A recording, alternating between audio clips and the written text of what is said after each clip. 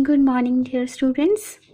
आज हिंदी की कक्षा में सूरदास के पद के अंतर्गत उनका दूसरा पद समझेंगे। आइए समझते हैं। मन की मन ही मांझ रही, कहिए जाई कौन पै ऊधो, नाही परत कही, अवधि आधार आस आवन की, तन मन बिथा सही, अब इन जोग संदेशनी सुनी सुनी, विरहनी विरह दही, चाहती हुती गुहारी जितही तै, उततै धार बही, सूरदास अब धीर धर ही क्यों, मर जादा ना लहे। आइए पहले इसके शब्द अर्थ देखते हैं। मांझ होता है में, कहिए कहना, जाई जाकर, कौन किससे, उधो उधव, नाही नहीं, कहीं कहना। परत पड़ता होता है, यहाँ पे आएगा बनता। अवधि हो गया समय, समय। आधार सहारा, आस आशा, आवन आना। तन हो गया तन शरीर, मन मन, विथा व्यथा, और सही हो गया सहना।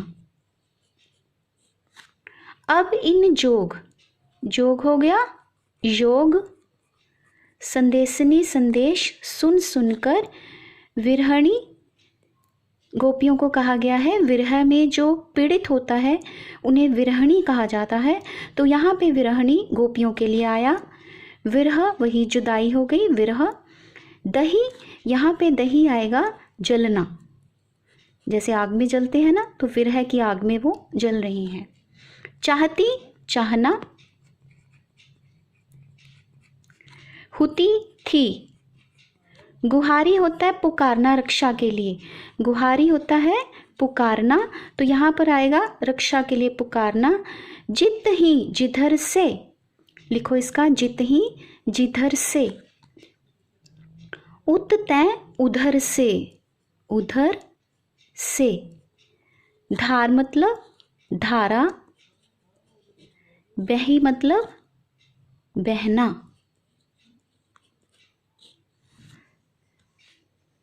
धार धारा बही बहना।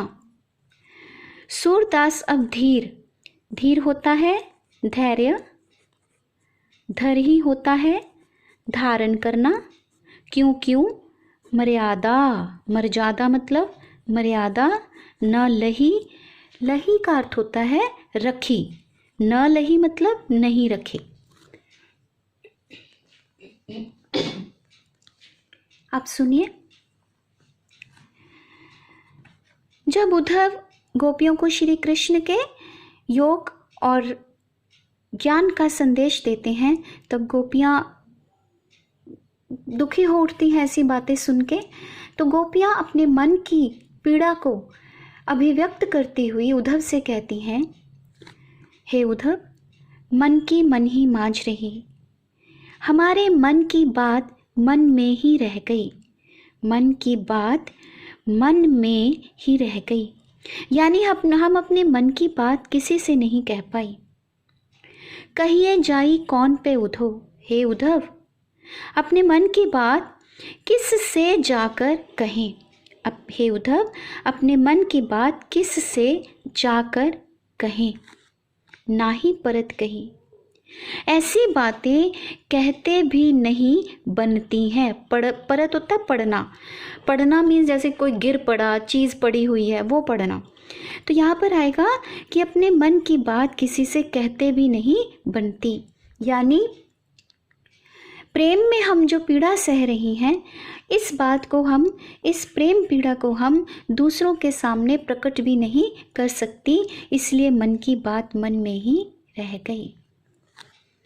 अवधि आधार आस आवन की, अभी तक हमें ये आशा थी कि श्री कृष्ण आएंगे, आस आवन की, अभी तक ये आशा थी श्री कृष्ण आएंगे, और इसी आशा को सहारा बनाकर हम समय को बिता रही थी, कि हम अपना समय इसी सहारे पर बिता रही थी। हमें आशा थी कि श्री कृष्ण आएंगे, श्री कृष्ण का प्रेम संदेश आएगा। लेकिन कृष्ण तो नहीं आए, कृष्ण नहीं आए। और इसी आधार पर, इसी सहारे पर, इसी आशा पर हम तन और मन की पीड़ा को सह रही थी। व्यथा, व्यथा पीड़ा, कौन सी पीड़ा? विरह पीड़ा। कौन सी व्यथा? प्रेम की पीड़ा की व्यथा, कहानी। और इसी आशा पर कि श्री कृष्ण कभी ना कभी आएंगे, इसी आशा पर हम अपने तन और मन की पीड़ा को सह रही थी, यानी इस विरह वेदना को सह रही थी। और उनके आने की अवधि को अपनी जीने का आधार बनाकर हम इस व्यथा को भीतर ही भीतर सह रही थी। अब क्या हुआ? इन जोग संदेशनी सुनी सुनी, ये योग का संदेश सुन सुनकर विरहनी विरह दही, हम वियोग में जीने वाली विरहणियां, हमारी विरह की आग और ज़्यादा भड़क गई है। हम विरह की आग में जल रही हैं।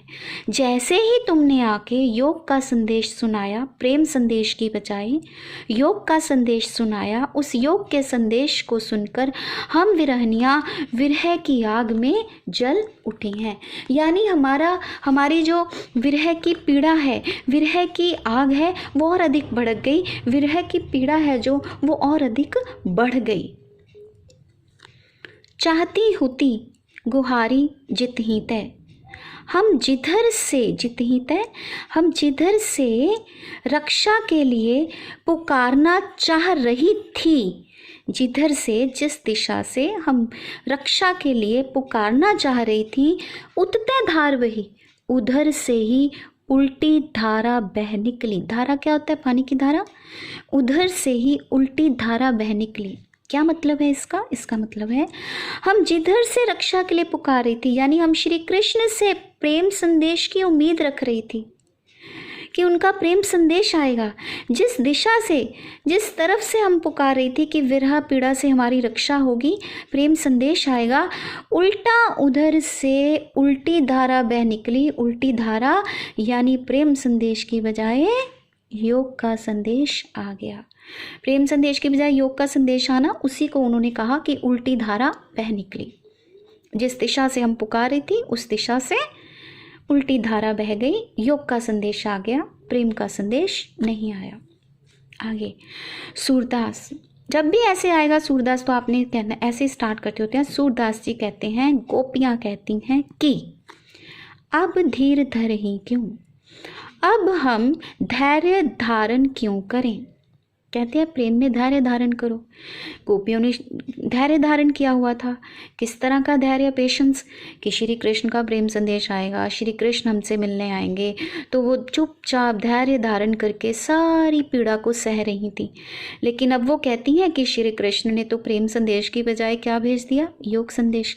तो अब हम ऐसी स्थिति में धैर्य धारण क्यों करें? मर्यादा न लही, क्योंकि श्री कृष्ण ने ही मर्यादा नहीं रखी। इसको ध्यान से समझो। श्री कृष्ण ने कौन सी मर्यादा नहीं रखी?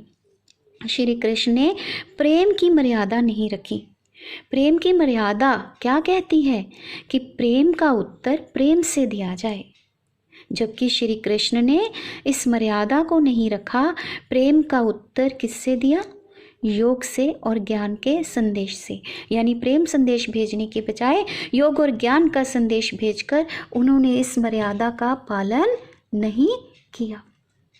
तो ऐसे में हम धैर्य धारण क्यों करें? तो एक तरह से उनका मन बहुत दुखी है और वो उद्धव को क्या दे रही हैं? उलाहना दे रही हैं। उलाहना क्या होता है? हम एक साधारण सी भाषा में, नॉर्मल भाषा में कहते हैं ताना देना, व्यंग्य करना। तो उन्हें उलाहना दे रही है कि अब हम भी धैर्य धारण नहीं करेंगे, क्योंकि श्री कृष्ण ने प्रेम की मर्यादा का पालन नहीं किया। फिर से सुनो इसको एक बार। मन की बात मन में ही रह गई, हे उद्धव हम अपने मन की बात किससे जाकर कहें? ऐसी बातें किसी से कहते नहीं बनती। हम अपने मन की पीड़ा, अपने प्रेम की पीड़ा, विरह की जो हम पीड़ा झेल रही हैं, जो हमारे मन में प्रेम, श्री कृष्ण को लेकर प्रेम की बातें थी, वो हमारे मन में ही रह गई, क्योंकि तुमने प्रेम संदेश की बजाय हमें आकर योग और ज्ञान का संदेश दे दिया। अब तक हम श्री कृष्ण के लौटने की मन में आशा लिए हुए, संजोए हुए, उनके आने की अवधि को अपना सहारा मानकर तन और मन की व्यथा सह रही थी, पीड़ा सह रही थी। लेकिन अब योग का संदेश सुन सुनकर हम विरहनियों की विरह की अग्नि और अधिक बढ़ गई है। हम विरहनियाँ विरह की आग में और अधिक जल उठी हैं। हम जिस दिशा से जिधर से अपनी रक्षा के लिए पुकार रही थी, उधर से ही उल्टी धारा बह निकली। यानी हम श्री कृष्ण की तरफ से प्रेम संदेश की उम्मीद कर रही थी, लेकिन वहाँ से प्रेम संदेश की बजाय योग और ज्ञान का संदेश आ गया, यानी कि उल्टी धारा बह गई। तो ऐसे में हे उद्धव, हम धैर्य धारण क्यों करें? क्योंकि प्रेम में श्री कृष्ण ने मर्यादा नहीं रखी। प्रेम के क्षेत्र में प्रेम की मर्यादा यही थी कि प्रेम का उत्तर प्रेम से ही दिया जाए, लेकिन श्री कृष्ण ने प्रेम का उत्तर योग और ज्ञान के संदेश से दिया और उन्होंने ये मर्यादा नहीं रखी। तो ये था आपका इसकी व्याख्या। अब इसके छोटे छोटे प्रश्न करते हैं, कैसे आएंगे। अगर आपसे प्रश्न किया जाए, मन की बात मन में कैसे रह गई या क्यों रह गई? क्योंकि उस समय स्त्रियां जो थीं अपने मन की बात खुलकर सामने से किसी से नहीं कहती थी। शायद लज्जा के कारण, शायद मर्यादा के कारण वे अपने मन की बात किसी से नहीं कह पाती थी। इसलिए उन्होंने इन 2 पंक्तियों में कहा कि किससे कही जाए, ये बात तो मन में ही रह गई। अगर प्रश्न आ जाए कि मन में क्यों रह गई, स्त्रियोचित लज्जा के कारण, स्त्रियोचित स्वभाव के कारण, नारी के स्वभाव के कारण वह उसके स्वभाव में लज्जा होती है, शायद इसलिए वह अपने मन की बात किसी से नहीं कह पाती। किस आधार पर तन मन की पीड़ा सह रही थी गोपियां? दूसरा प्रश्न करूं तो श्री कृष्ण के आने की आशा में, श्री कृष्ण के प्रेम संदेश के आने की आशा में, उस सहारे में, उस आशा से वो तन मन की व्यथा जो थी सह रही थी। जब योग का संदेश गोपियों ने सुना तो उसका क्या परिणाम सामने आया? तीसरा प्रश्न, क्या परिणाम सामने आया? कि उनकी विरह की अग्नि और अधिक भड़क उठी, यानी उनकी विरह पीड़ा, जुदाई की पीड़ा और ज़्यादा बढ़ गई, वो उसमें जलने लगी। ये परिणाम सामने आया योग का संदेश सुनकर। ऐसा परिणाम क्यों सामने आया? क्योंकि वह प्रेम संदेश की उम्मीद कर रही थी और क्या आ गया? योग संदेश। किस धारा की बात कही गई है? किस धारा की बात कही गई है? उत्तर आएगा प्रेम की धारा की बात कही गई। धारा की बात उल्टी धारा का बहना से क्या तात्पर्य है? उल्टी धारा बहने से तात्पर्य है कि गोपियाँ जो थी प्रेम संदेश की उम्मीद कर रही थी, लेकिन उसी दिशा से योग और ज्ञान का संदेश आ गया। इसीलिए कहा गया कि उल्टी धारा बह गई। क्यों कहा गोपियों ने हम धैर्य धारण नहीं करेंगी? अगला प्रश्न, क्योंकि श्री कृष्ण ने प्रेम की मर्यादा नहीं रखी। ये पहले भी बता चुकी हूँ मर्यादा क्या है, रिपीट नहीं करूँगी।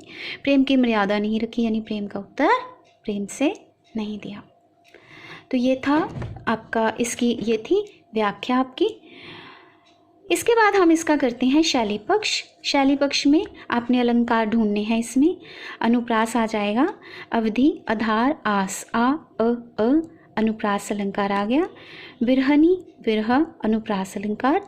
संदेशनी, सुनी, स अनुप्रास अलंकार। ठीक है, ये आ गया। भाषा फिर वही आ जाएगी, ब्रज, फिर वही आ जाएगा कि माधुर्य गुण है, और उसके बाद संगीतात्मकता है, ज्ञेयता है, तो ये सारी चीज़ें इसमें आ जाएंगी। सी